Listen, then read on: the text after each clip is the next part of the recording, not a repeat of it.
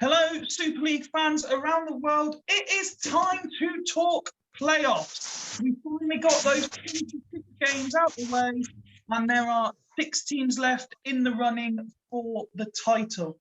I am joined by an array of Super League talent. Jamie's with us again. How are you? Yeah, good, mate. Good to be here. We've got one of the bosses with us. Ryan's here. Good evening, gentlemen. Even 5 feet. Possibly the only person, it's tight between the two of them who's got more appearances, but Ste and Greavesy are both with us again as usual. Welcome, guys. Evening, Matt. How are you? Yeah, very well, thank you. We have got Jens joining us, the fans' favourite. I don't know about that. Nice to be here anyways. And sneaking in just after I press record, C-Mac's with us as well. As you can see, that is God's holy light over my shoulder, blessing me for the playoffs. And yes, you're quite right. As I said in the introduction there, mate, we are talking all things playoffs tonight. I just wanted to start with a gentle mention, a commiserations, if you will, to Snoop and Jens, who I thought were not in the playoff. Were you left disappointed to fall outside the top 6? Sorry, mate. It was I couldn't hear you very well. Yeah, that's reads me. Whenever I don't let him talk first, he gets really angry and just interrupts the rest of the recording. I was saying, were you disappointed in the end not to finish in the top 6? Yeah, really, yeah. Our start of the season wasn't very good, was it? But we had a good run, and the last 7 or 8 rounds, I came to realize that we actually had a good shot. I was going into the last match. I was kind of like aware that it was a good chance that I would be reliant on other results to go my way. And I mean, if these guys would have put the ball in the net instead of on row Z, I would probably have been in there. But I mean, it's our own fault. That's not Steve flipping it. What are you doing? We started the season badly and we got on a good run, and then the last games we were probably with a lot of injuries. We were tinkering too much with the tactics, and I mean, we only got ourselves to blame. But it's been a good experience, and it's been fantastic for me to be able to be a part of this. So next season, I'm confident we're gonna be there for sure. And I do have to comment about the show itself, Ryan. We've been quite complimentary about some of the co-coms that have been on the last few game weeks, but I did think that the final, game week 26, it was an excellent show, technical issue aside. It was very entertaining. The drama, as much as you wanted it, was there. I bet you couldn't have asked for much more, could you? No, I like it when it keeps the interest stays to the end, and yeah, obviously the maybe a slight anticlimax in the Fulchester game that it wasn't a playoff spotlight riding on it, just the kind of who they're playing. But yeah, really good co-coms as well. Steve's always fantastic to get on, as is he. And as much as it's disappointing when obviously Jens, I loved Jens to bit and he kind of dropped out, but the fact that there was that little bit of a switcheroo on the last day did kind of add to the entertainment, I think. I think, and they were all good games really. Probably, I mean, you were 0-0 Greaves, weren't you? Which was that might not have been the most entertaining watch, but apart from that, it was a good show. When was the last time it being entertaining to watch Locomotive?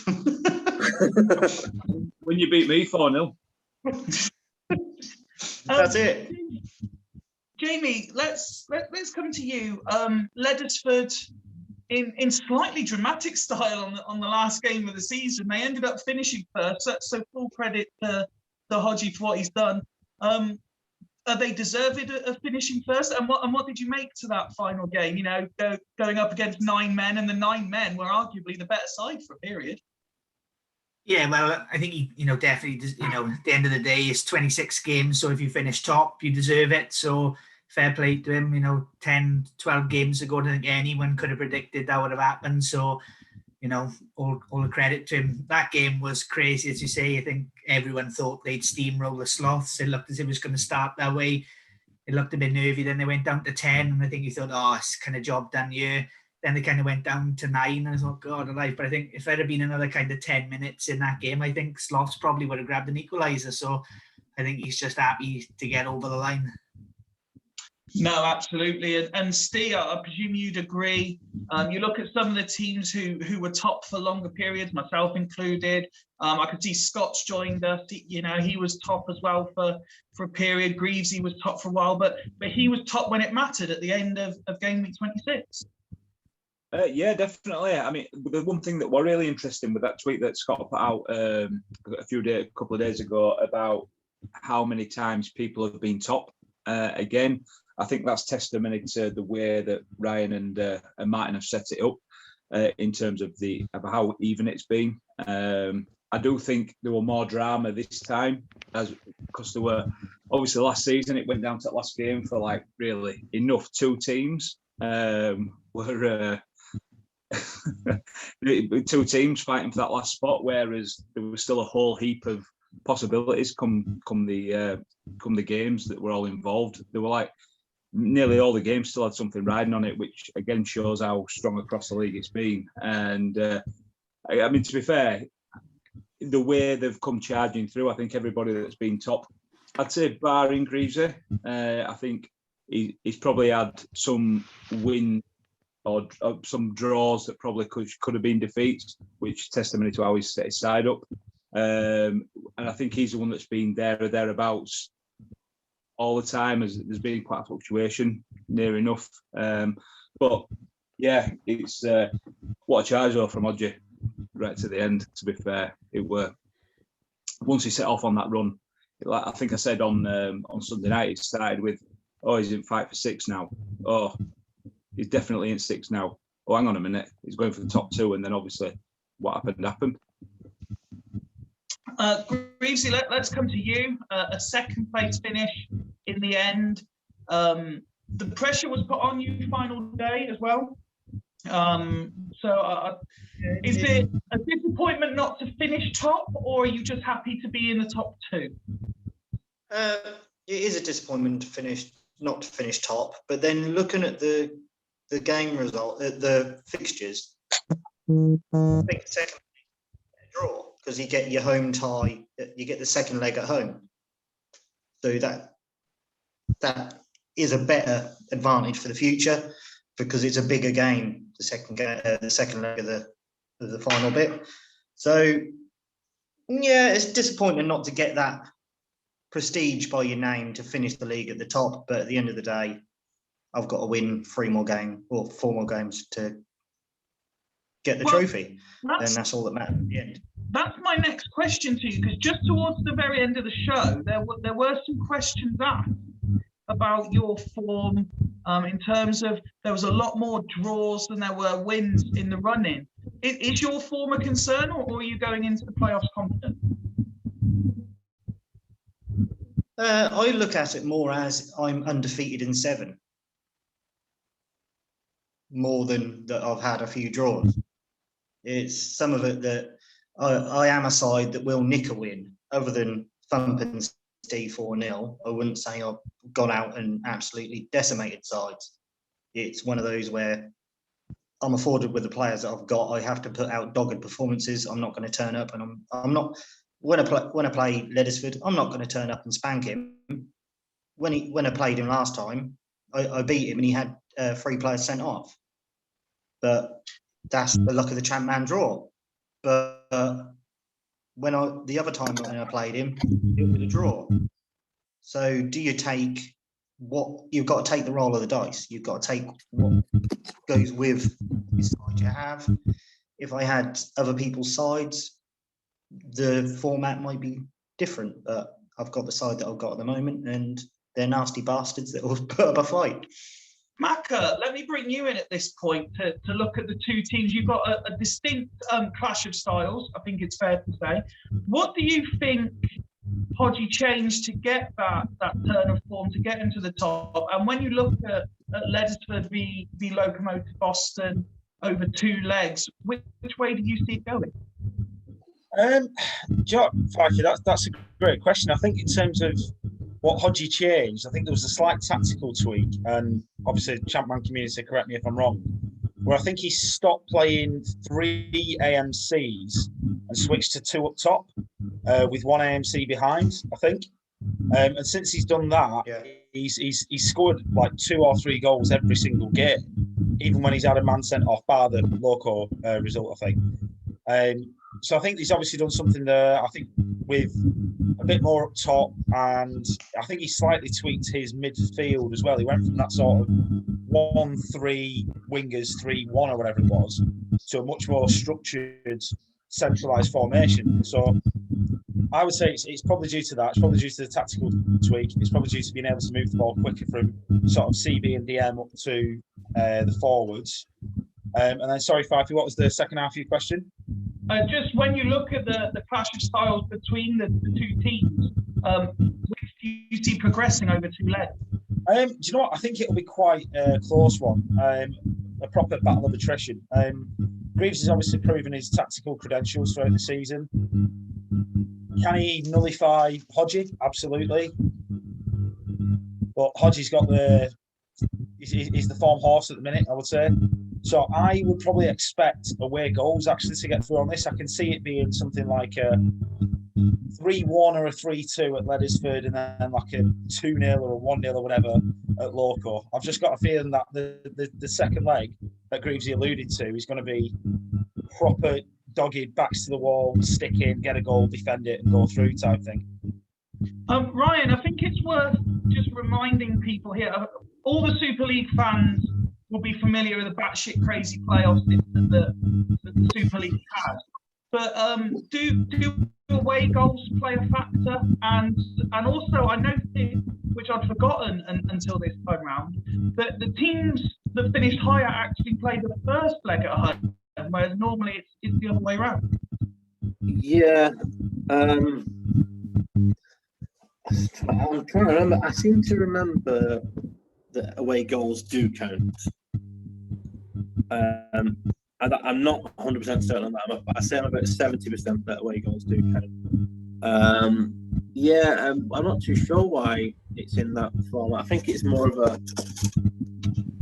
the idea is Australia, isn't it? Everything's upside down. Yeah, and I think it's I'm not too sure why at all, if I'm being honest, that the home sides are that the sides that finished higher at home first. I'm not too sure within the game how much of a difference it makes. I think it's more of a modern thing that the second leg's so important. Whether the people making champ have taken that into account, I'm not too sure. I mean, it shouldn't make a difference though if you're good enough over 2 legs, should it really? You mean? No, I would completely agree. Let's take a look then at the teams that finished 3rd to 6th. And it's well documented that no one in those positions in the history of the Super League has ever won it. Mac has come closest alongside Alf in his second days as losing finalist. Jaime, when you look at the 4 teams, do you think this could be a year that history is written and one of the teams outside the top 2 could win it? Yeah, I think so. The league's probably the closest it's ever been in terms of quality, especially at the top end.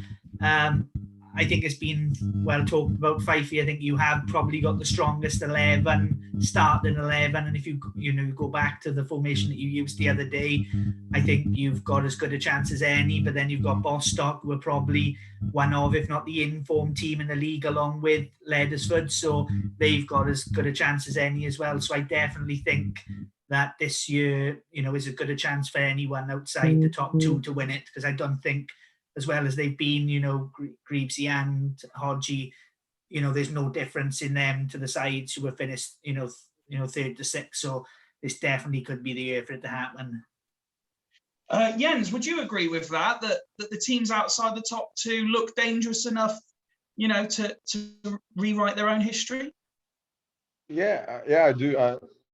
I've said many times before that that you're still my favorite in terms of quality in the first 11, because I don't think there's any side that's been like blowing oppositions away like your team has when it's been on form. But I mean, it's the playoff, and it's, I mean, you play each other two times, and I mean everything can happen. But if you look at it like in a more of a cynical way, you could say Ledesford is probably the form team alongside Bostock, but I mean, you don't want to face Greaves in a playoff, do you? No. I mean, they're masters of shithousing, and what's better than being good at shithousing in a playoff? I looked at it myself. I put a tweet out the other day saying I thought this would be the year that a team 3rd to 6th would win it, and the reason for that, as we've alluded to, if you look at the teams from bottom to top, Gazelles were the pre-season favourites going into it, and the fact that they got in there on final day means momentum is firmly with them. Then you've got Fulchester, who, as we've already alluded to, Maka has been there and done it. He has managed to take a team from 6th to the final. And I'll ask you in a minute, if I can, Maka, what it takes to do those extra playoff games and to get there. And if you felt you learned anything from losing the final that would help you this time round. As I've said many times, Scott has a good squad, but he's also a very well-respected manager. He's very good at champ, and it's that quality in him that I think has seen their form improve towards the end and then get to a position where they nearly finished in the top 2 themselves. And despite what people say about my Devils team, look, I can't hide the fact there is quality in that team for sure. Everyone keeps saying it. I can't say there isn't. And you know, I actually consider myself a bit of a wild card because I've never been in this position before. You know, I've never been in the conversation in the top 6. So I don't know what it's going to be like. So there's no reason, as people say, that I can't, other than the fact that I'm likely to do something stupid and ruin it for myself. Maka, before we look at the teams a bit more in depth, what does it take for a team in that 3rd to 6th group to get to the final? For me, it's about finding, from speaking from experience, the one thing I did was, you know, I stumbled over the line to get into the playoffs. I think if you remember rightly, I made it just on goal difference because Midlothian, I think, lost on the final day by like a goal or 2 goals or something absurd like that. But then when I was in the playoffs, I was like, right, okay, take it a bit more seriously, plan a bit more. And I did a bit more analysis than I normally would on the opposition because it is essentially a cup final game, each and every game. So form plays a bit more of a factor. So I selected players, I think, who were all good morale and above, but everybody here knows that. I tweaked the formation slightly. I moved away from the 2-7-1, if you remember, I think, into more of a sort of compact 2-6-2, particularly against Churchtown and Vallon. And then the final, to be honest, I didn't prepare enough.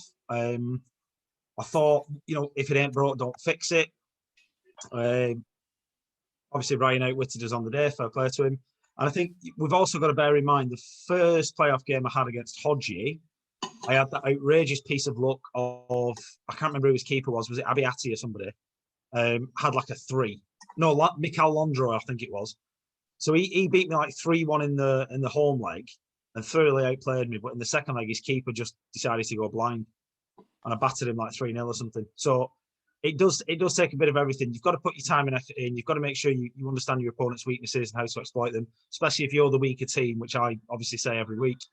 And also you do need a bit of luck. So unfortunately, Fifey, there's no magic formula to it. Other than I'd kind of say, you know, back yourself in terms of you've got to the playoffs doing what you're doing. But maybe, you know, these playoff weeks of all weeks, just give it a little bit more scrutiny, a little bit more attention to the likes of form and fitness and whatever else. Like, you know, you can't lose a game from now on. So, yeah. No, I think that's good advice for everyone involved, to be fair. Steve, I'll ask you about Gazelles, as they're the only side whose manager couldn't be with us tonight. As I said, they were the pre-season favourites. They've made it in on the final day, so morale's on side.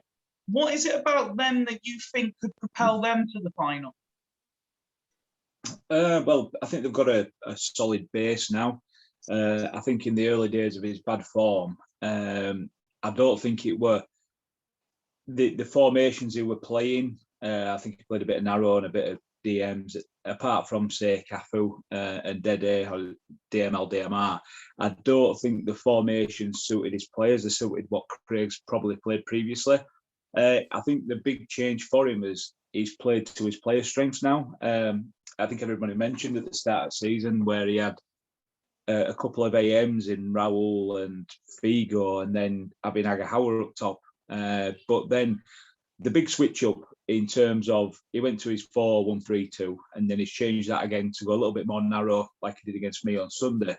It just gives his team, in my opinion, a whole new dimension, seeing Raul and Clivert up top, and then an AM.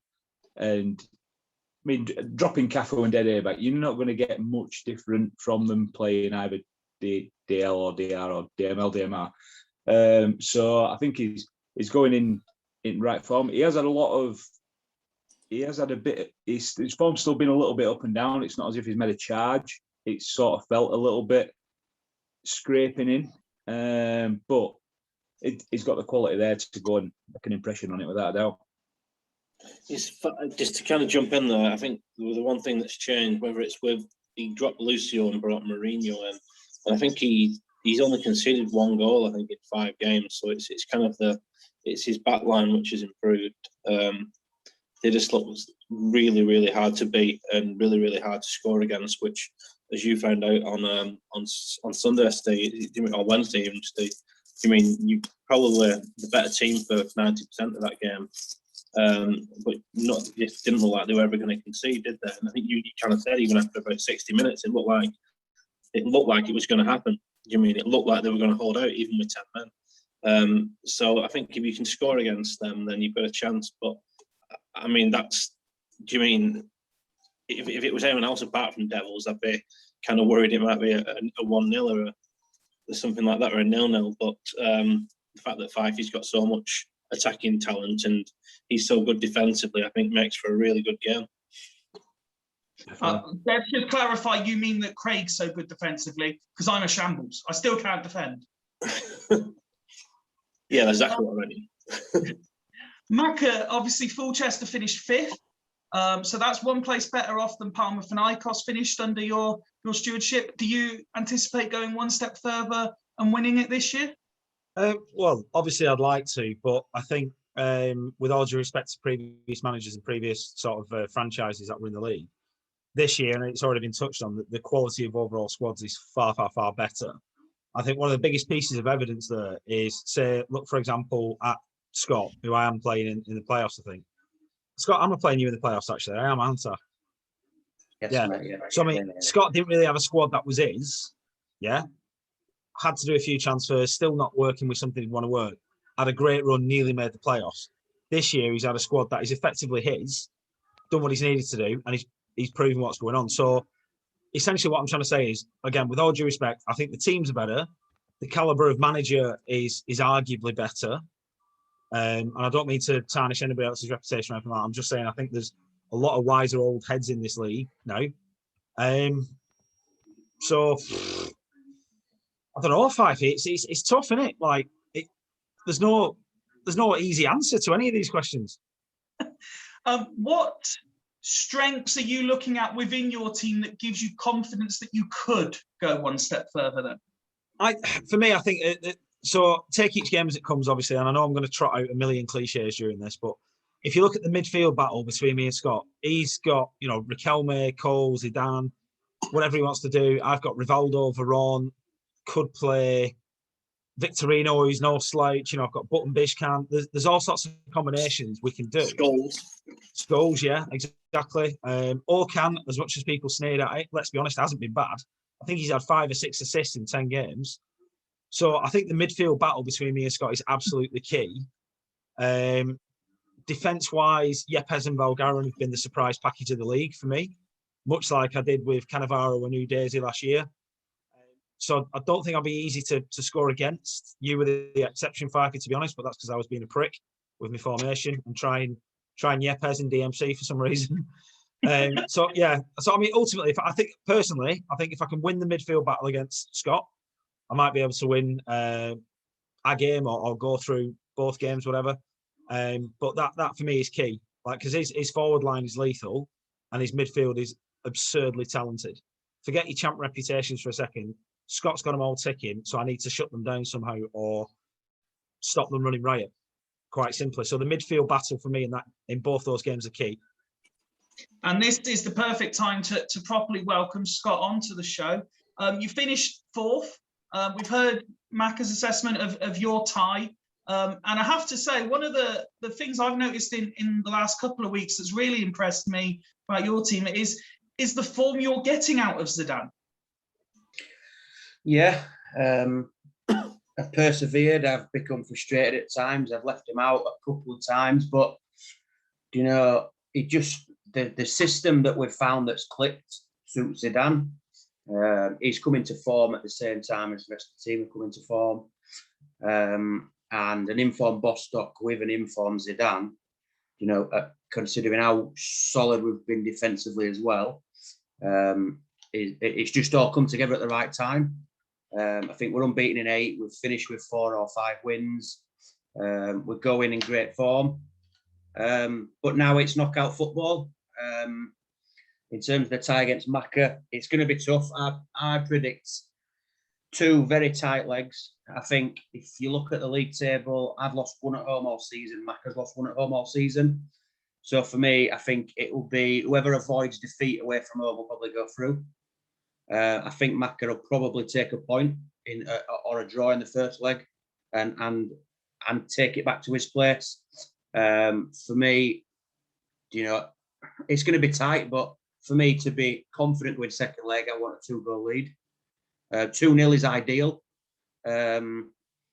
but it's going to be tight. I don't think even away from home, either side's going to get blown away. Both been really solid defensively, especially at home. So yeah, you know, Macca's been there and done it. He knows the Super League. He knows the playoffs. He hasn't got the best squad. I think he knows that. I think the rest of the league knows that. But he didn't have the best squad last year and did a phenomenal job with it. So look, you know, first things first. And you know, to quote the same cliches as Macca, it's 1 game at a time. We've got a home leg, which is crucial. We need to win. And for the eagle-eyed amongst the viewers, they'll notice that CMAC came on and mentioned the what did you call it? God's light behind you. Whereas Scott's come on with like the world's biggest halo above his head, just to one up him early doors. Different gods though, shining lights on us, Fifey. Different gods. Is that what it is, mate? Is that what it is? Obviously, the last team to discuss is mine. I'm not one to discuss it at length myself because obviously I create these platforms for you guys to speak your mind. What I would say is obviously I'm immensely proud to have finally made a top 6. I hope and I pray that win. I'm very fortunate that Ian went so gung-ho on the last game that hopefully it's played some of my players back into form going into playoffs, because we've been truly awful for weeks now. So hopefully, you know, and Penza getting a hat trick, Rushi getting a hat trick, you know, players all getting 8s, that will help going into the playoffs. But I'm under no illusion how difficult it will be to play Gazelles. There was a reason they were the preseason favourites, and I think we will either get blown away completely, or the whole 2-legged affair will be settled by 1 goal. And I'm under no illusions of that. But I was just about to say that. I think we're in for a couple of like 3-2s, 4-3s type games with you guys. Like you don't give yourself enough credit. Seriously, I know you've tried my tactic of downplaying your squad, but is a little stat for you: 20% of the goals I've conceded have come against you. Yeah, but you could put it another way. I don't know what the exact figure is, but in the last 4 games, I've conceded something like 15, 16 goals.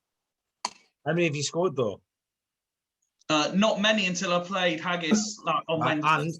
But let's be honest, Fifey, you've been dicking about a little bit, haven't you? Because you've basically had that cue penciled in. Whether it was first, second, or third, it was penciled in. And you have been dicking about it a little bit. So I would never accept it until I got the Q next to my name. Well, I tell you what, you've had as I think I said on Twitter, you've had the freedom to experiment, and I'm kind of glad you did, but it did disrupt your form a little bit. I still think you've got it in your locker to blow teams away. So you and Gazelles is probably the pick of the 3 playoff games, and that should be. I reckon there'll be 6 goals in each game. You think the way that's I'm the personally pick? looking at it is in terms of Hang on, right, Ryan. Yeah, absolutely. But you think Greaves is going to set up to fucking play New Camp 2009 football? No, he isn't. No. You think I'm going to do anything other than try and ticky tack around Scott in midfield? Absolutely no chance. So you've 2 shithouses. You've 2 shithouses, right there. You know, but Ladysmith are going to go off. I mean, that's what I think. I think both of those games, the Devils versus Gazelles and Ladysmith versus Locomotive, I think they're both basically really good contrasting styles. Basically, 2 really good defensive teams against 2 really good attacking teams. I think that makes it really good. I think there's a potential in the Fulchester Bostock game. Is because, as you kind of alluded to, you're both quite loaded in midfield. You've got potential there, I think, to maybe cancel each other out a little bit. But the attacking defence games, I think, is it. I would say, first, if you remember, first game of the season, I was away to Scott, and I did try and cancel him out and lost 1-0 in a pretty turgid game. And then in the reverse fixture, I think I again won 1-0 in a pretty turgid game, which to me suggests 2 very tactically astute managers who almost got it perfect each time in terms of not losing, and made it very difficult for each other. So that, I think, he's going to be definitely boiling down into a proper tactical battle. Whereas I just feel Ladysmith have played too many people like me every week who try and attack everybody with possession football, so they just score goals on the counter or whatever. Whereas Devils, Gazelles, well, it's predator and prey, surely. Clues in the name. That's just goals galore. I personally think the proof is in the pudding. So let's ask the 3 neutrals amongst us. Jens, I'll ask you first. Of the 3 playoff games, which one do you envisage offering the best in terms of entertainment? Oh, I have to agree in terms of entertainment that your match against the Gazelles is boding to be a entertaining one. But I do actually feel that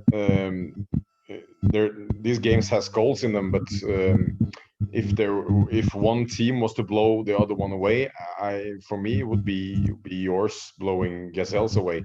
I think Gazelles they had a really tough run in with. I think they played most of the top teams in the run, and they still managed to get to playoffs. But I think they primarily did that by being solid defensively. I think if you get a early goal in that first leg, if Impensa gets firing there and they start getting desperate in the second leg, I think it could be. I think you can really swipe them off, but yeah, they're strong. They got Kluivert and Raoul firing, and I mean, yeah, there's 2 attacking teams, but I mean, I think Gazelles tweaked a little bit to be kind of more defensively stable the last 6 or 7 games. But that's the one I would. Even though I would like to say I think it's really fun to watch teams constantly shithousing as well and grinding out results. So, I mean, Maka and Greavesy, full credit to them. It was being said earlier that it's not easy to constantly shithouse yourself to good results in the game. I mean, if you're up with 1 goal in a home save, some shit happens once in a while and then you drop points. It's like that. So I'm maybe most impressed by those guys that can, grind out those 1-0s and 1-1s away or 0-0s or whatever. So that's entertaining as well. Every game is going to be entertaining for sure. Jaime, I'll ask you next. Same question. Which of the 3 do you think offers the best in terms of entertainment? I think your game offers the best. As I say, with Boston and Fulchester, we kind of we're expecting them both to kind of be a bit cautious because of the squads that they've got. That's not because they're cautious managers.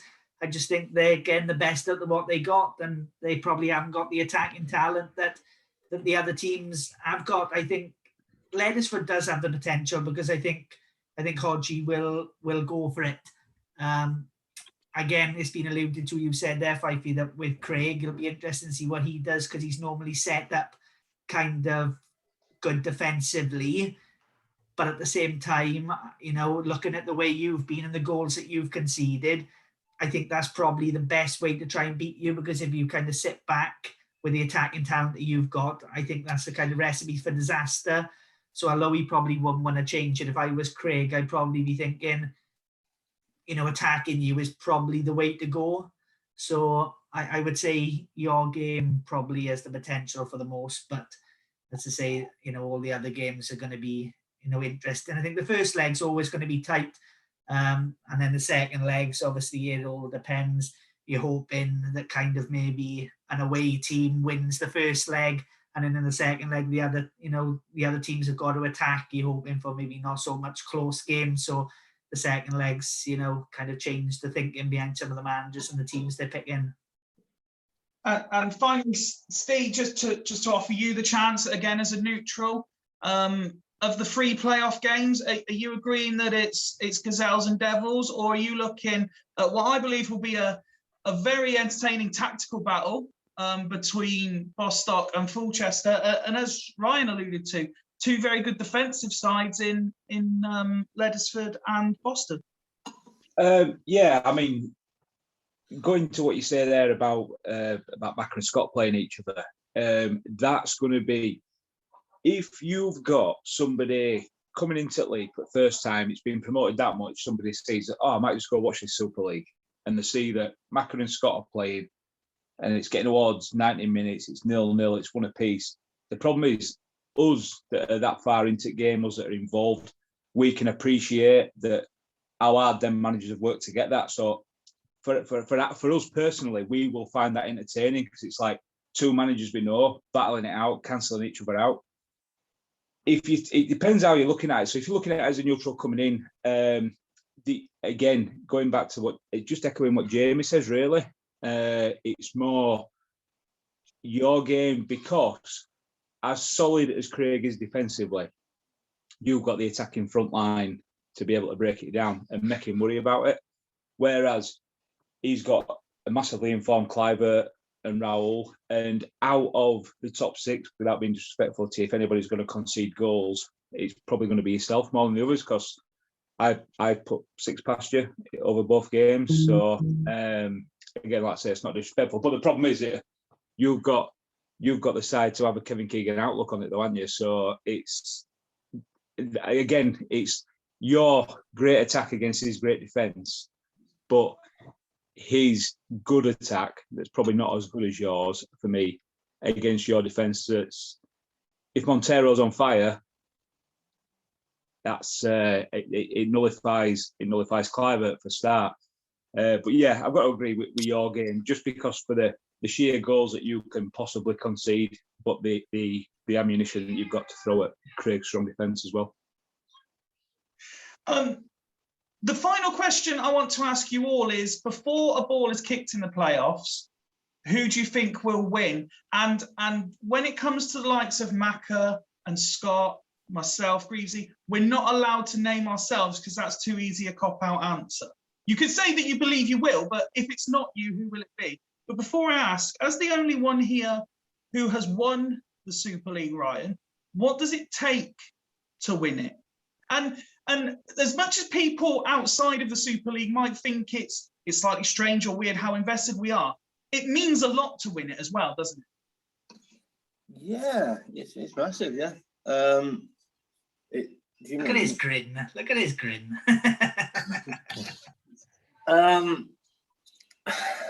You need to kind of stick to what, for me, it needs to be to maximise your squad to its fullest. Kind of make sure that, you've got your happiest players, your best players in the best positions, in the good formation. It takes a lot, and it takes sticking, holding your nerve when you think that against. For me, when I played Valen season 1, when they were just blowing teams away, and it means, honestly, it's just like, even going into that game and thinking, oh, I'm probably second best here. Season 1, I definitely didn't have the best squad in the league by a long shot. And it really means that putting your best 11 in there, out there, and trusting that they'll do the job if you stick with them. You mean it happens way too much in the Super League for my liking is players sign players, managers sign players, or they put players in for a game and they get 1-5 or 1-6, and then you don't see them for 4 or 5 weeks. In some cases, you get into the reserves and you've not seen them for the rest of the season. Right. Nicholas and Elkabin, just to finish my point, Fifey, I'll let you come in and say, is that, I mean, the amount of times that over the 2 seasons people were calling for Raul's head, saying what's he doing in my team when he's not performing, and the idea is having that confidence to stick with a player because you know how good he is, and you know that in crucial games he does the business, and then you get your just rewards in the final when he performs fantastically, and he might not have got the winning goal, but that's what it's about. Go on, Fife. You went one step further. I was just going to say with how you were building it up there, is that you subtly trying to tell me that Dwight York should be playing in the playoffs? No. No, but it was more of a generic part. It's basically it's a time for your best 11 players. It's not a time for. Do you mean? I don't think it's one of the hardest things to do. I don't remember last season, Fife. I had Deisler in for a few games, and he was doing all right, and they had a couple of injuries. But when it came to the business end of the season, it meant, you know what, he might have had 2 8s on the bounce, but guess what? He's getting dropped because, in my opinion, the chances of Deisler getting an 8 versus the chance of Figo getting an 8 is. It's slim. So I felt at that point Figo's a better player. Maybe the season after that, and Dyson might improve. But yeah, the players that have served you well, the players that have been consistently good and are consistently stronger ratings, get them on the pitch and have confidence in what you've been doing all season. That's it, really. Also helps if your mate knocks out all the other best teams on the way to the final, doesn't it? I don't know what you. I mean, I think I found out that basically I finished top 2 and then beat Churchtown, who, I mean, I think most people would agree if we watched the thing last year, they were the team to beat last season. And I think beat them. The only team I didn't beat last season, and indeed beat in my tenure in the Super League, Dragons. Everyone else was beaten by the Phoenix. I'm going to do it in order as you appear on the list. So, Ryan, I'm going to stick with you and ask you to take your chairman hat off for a moment to make it easier for the other managers involved. Who do you want to win and who do you think will win? And if you can expand on why, please do. I don't really have anyone I want to win. I want it to be entertaining. I'll be honest with you. I've had a bit of a soft spot all season for Locomotive because he's gone about things a different way. So in individual games, I like Locomotive, how they do and how they ground it out. I love how, everyone's kind of gone into that Locomotive game looking at the 11 and thinking, oh, we'll beat these, or we're favourites here. And they've completely missed what's happening. And so I've had a soft spot all season for Locomotive, and so I do like them. But when it gets to the semi-finals and finals, things like that, I don't really want there to be a specific winner. I just want the games to be entertaining. I want people to be invested in it. I want 14 managers watching the final rather than talking about fucking transfers of Marcelo Salas and X, Y, Z. You know what I mean? In terms of who I think will win it, it's a real tough one. I think form comes into it a lot. And on the back of that, I can't really look past Gazelles. Whether I think they've got the best squad, I don't think that's the case, but it's all clicking for them at the minute. If you had to push me for one, it'd be Gazelles. Beyond that, it's probably yourself, Fifey. I think, again, if you can get that best 11 out there and stick with it, I don't think there's I mean, there's not many teams who can stick with you in many games.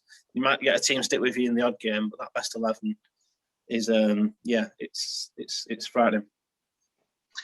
Same question now for you, Steve, as you're next on the list. Who would you like to win it, and who do you think will win it? I mean, obviously coming into the league, like I have as a newbie, being the worst of the three of us as well, I would. I've got to stick with the fact that I'd like Greaves to win it because it's. I mean, it's obviously following in Ryan's footsteps. He's obviously coming in 1-2 and whatever, coming in winning his first year, and just because of the fact that I think he's a top lad as well, as we talk regularly after every game week and what have you. Who do I think will win it? Again, current form. For me personally, if you're going totally off current form, I still think that Hodgie might just have the odd blip in him where he might concede a few goals in a glut, and rest of them pretty tight games. On current form, I'm going to stick my nose out and say Scott, maybe, on current form, Bostock. Technically, my name appears next on the list, so I'll stick with it. Obviously, I'm going to say I would like Devils to win it. I think a lot of people around the Super League would like me to win it for one reason or another, whether it's for the comedic value of saying, fucking hell, Fifey won it, or whether they genuinely, there's quite a few people who have said they'd genuinely be quite pleased for me to win it. Who do I think will win it is a straight toss-up, I think, between Hodgie and Scott. I think what they've done, particularly in the run-in, is very impressive. The thing is, I say that, and as I'm saying that, I'm thinking, with the exception of maybe one other game, as a one-off game, Macca is the hardest opponent I've played in a one-off game, and it's so hard to choose. But I will stick with Hodgie or Scott will probably win it. Jens, it's your turn. Yeah, I mean, in terms of who I would like to win it, I think it's. I could have said anyone, because honestly, it's. I mean, not only to be able to be a part of this, which I mean, it's an amazing thing, and I spend many hours a week watching, tinkering, listening, and all the guys have been extremely nice to us new guys coming in, at least to me. So for me, it's, I mean, whoever wins it deserves it. You yourself, Fifey, put in a lot of time and a lot of work in this, and I would be very happy to see you win it. But I mean, all the guys has been great. So for me, it's no matter who wins it deserves it, and I would be happy for them. Next time it's our turn. In terms of who I think will do it, I've said you because I think your top level is still for me the best.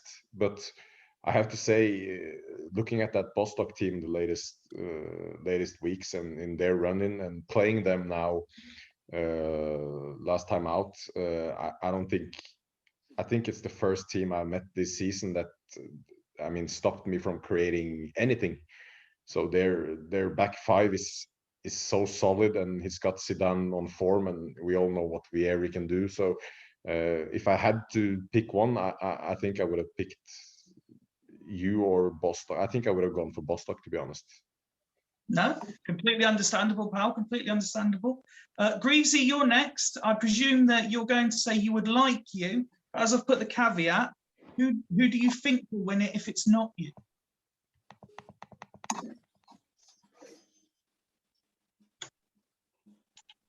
Greavesy, are you still there? Yeah, you finally unmuted me. I'm back in the game. I'm in the room. Right. With who I would like to win it, I would like Craig to win it. One, because I actually predicted him to win it at the start, and two, because I think he's gone about things the right way. He's moved when he's noticed his team isn't performing well. he's adjusted his formations accordingly. He doesn't do a lot of wholesale changes. Who I think will win it, if I don't, I think Macca will, because he's the absolute opposite. He thinks of everything so much that it will be key in the playoffs. No, I think we've seen in the past that Macca's attention to detail does take him to another level when it needs to.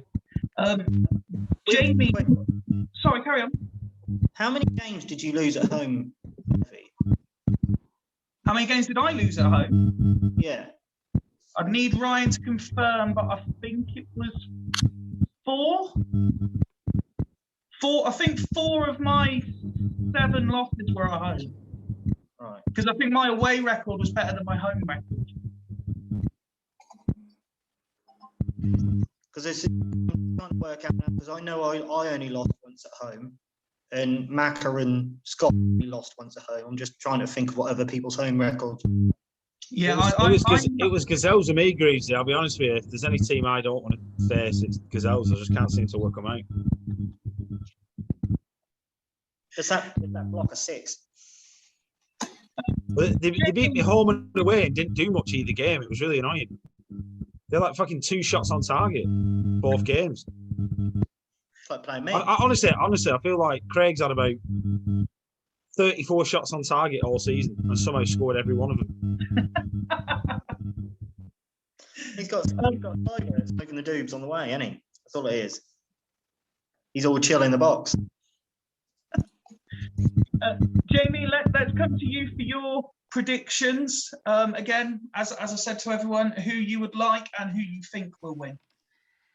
Yeah, in terms of I haven't really got a preference, to be honest. Everyone's made there and deserved it. I think if you had to say, I'd probably go with obviously Locomotive or Macca, just because I think their squads aren't as good as the other 4 that are in there by a long shot. Especially, everyone's touched on already, but Boston took so much kind of, grief at the start. Everyone predicting to finish bottom and hardly get a point. So to do what they've done is unbelievable. And again, I think Macca, again, probably as with Greavesy, the weakest of the squad. So what he's done is brilliant. He went so close last year. So yeah, I'd probably go for one of them 2 who I'd like to win it. In terms of who I think will win it, I'm going to go for you, Fifey. I think you've been on a bad run lately, but I think obviously the end of Haggis game, I know they went a bit gung-ho and obviously helped you out, but I do think you could well be right that it has played some of your big players into form. In Penzance, especially, obviously Bruggen getting a hat-trick. I think you've gone with that settled formation, which has served you so well.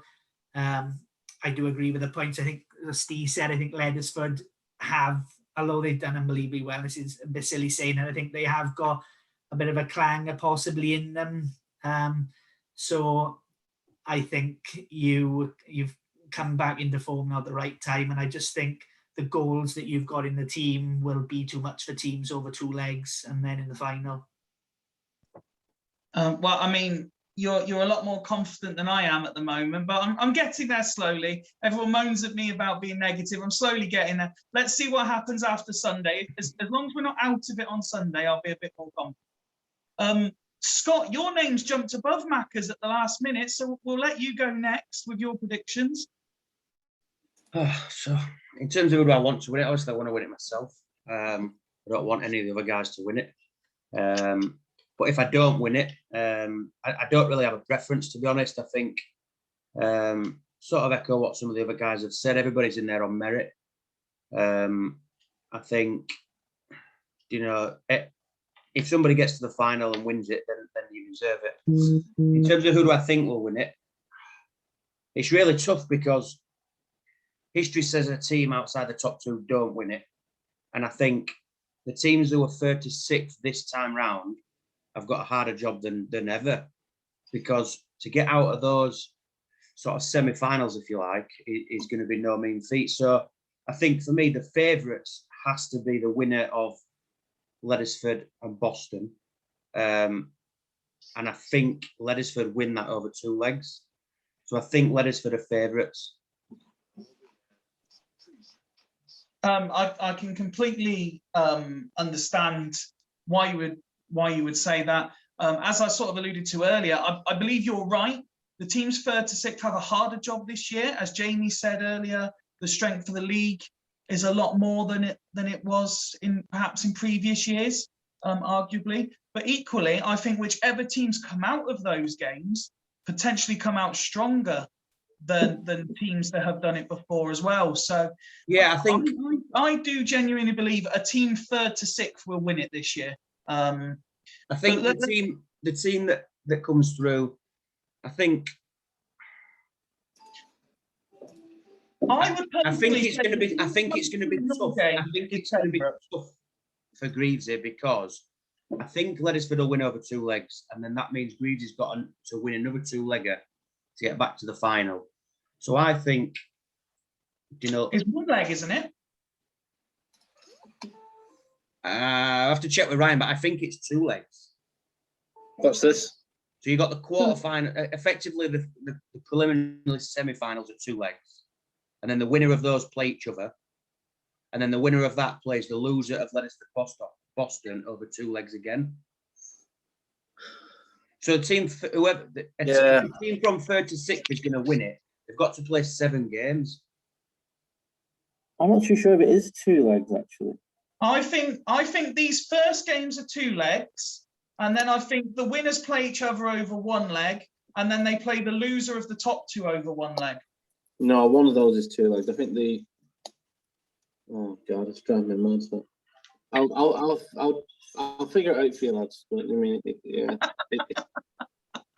I'm not too sure. I know Ryan, if I remember rightly, I think I played Hodgie over 2 legs, Kieran over 2 legs. No, sorry, Valen over 2 legs, Kieran over 1, and then lost to you at final. I think. So basically, the loser of Leathersford and Boston get a one-legged second chance against the winner of effectively the semi-finals. Yeah, I believe so. Although I'm not 100% sure. Don't quote me on that. Well, as you're on the screen now, Maka, let's stick with you as the last one to give their predictions. Okay, so I'll take myself out of the equation because obviously I'm going to back myself and think I can win it. But I did put on Twitter, I think the winner of me and Scott, when I say cause problems, I think the winner of me or Scott might win the whole thing. Yeah. I don't know why, I've just got this sneaking suspicion that a lot's been made. Oh, Macca's form's shit, but I was like 4th or 5th in the form table. And I'd actually picked up points or basically not lost my last few away games, which gave me a bit of confidence. So, I mean, who would I like to win it? Yeah, Greavesy, new to the league, sound lad, done absolute wonders with that horrible team. And I think it'd be a nice sort of change from your usual Galactico squads or whatever that are. Hang on, so put the goal from me. They're normally the Galactico squads that win it. And then after that, well, to be honest, if I lose to Scott, I want Scott to win it so I can say I lost to the winner. Yeah, that makes perfect sense. And as I said, sorry, Ryan? Ryan, hang on. I went to you with a begging bowl filled with Olivier Decour and got Udeze and a Henri who turned up when he wanted to, or whatever the trade was. I can't remember. And you're sat there on your riches of Yapstam and Gary Neville at centre half. It's an absolute disgrace. Taking advantage of new manager naivety. I didn't get Yapstam off you. No, I just meant you had these abundance of riches. Do you mean that's through hard work in the transfer market? That's not through. I mean, it's not. You don't get anything handed on a player. You no, did. just managers who come in for 12 months, stand on the squad and leave. Yeah, that Stam transfer did not sound like it wasn't handed on a plate from what you were telling us, right? Bloody hell. What can you basically? Ian had 0 money left. He got into debt to buy whoever he would buy. I can't remember who it was. And he had 2 better central defenders, and I was the only one who made an offer for him. So I offered him 10 million plus Abel Xavier, and he was all over the moon with Abel Xavier. So you offered him what, 6-7 million? Net. And this, and do you know what, lads? I'll keep saying it. This year's Super League is the fucking Anno Domini of Super Leagues. Everything else is BC. It's all nonsense. This is proper Super League. You don't. So honestly, there's no messing around with Ian Edwards. In Ryan, you are one of them. You are one of them hackers that then get hired by the FBI to prevent hackers doing shit. That is exactly where we are in Super League Championship.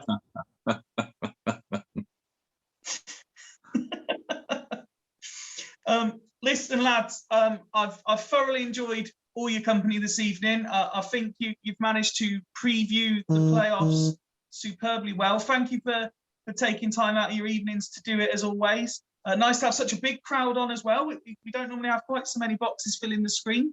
But until the playoffs start, obviously, I'd like to wish Craig and Hodgie, who aren't here, good luck. Macca, Scott, Greavesy, good luck to you guys too. And until Sunday, no pressure, Ryan, but we want some good shows. Well, yeah, I'm not involved on Sunday. Is Martin asking him to do comms at all? It's going to be a short show, I think. I don't know. I haven't been approached. I don't know if similar to the midweek show, maybe avoiding anyone who's got a game is the way that you guys are looking at it, possibly. Why are you not involved on Sunday? Why am I not? Oh, I probably could be, but Martin's running the show, and I've been trying to, not overwhelm myself really, because I've started a new job last Monday, was it? So I'm got quite a bit on. So how many games are on Sunday? Is it just one round? Is it? Yeah, I think it's the 2 games on Sunday. 2 games, and the following round's 3 games, so that it should be literally 45 minute to an hour shows, which can be quite frustrating, especially. It's good that there's not just one show a week at the moment, kind of thing. But yeah, I don't know. I nominate Campbell and Rocks just to see if the subtitles can keep up. Fucking hell, Ian's internet's that bad. He probably still thinks he's in with a chance at playoff. But no, obviously, whoever is on comms, should anyone be on comms, I'm sure the amount of drama we've had, that they're going to have plenty to talk about going into it. That's for sure. Right, I've got to leave, gents. It's been fantastic fight. I don't know if you're ending the show, but yeah, I've got to go. No, I am ending it there. As I was saying, I was thanking you all for your time, and like I say, see you all Sunday. Yep, see you all Sunday. Cheers, lads.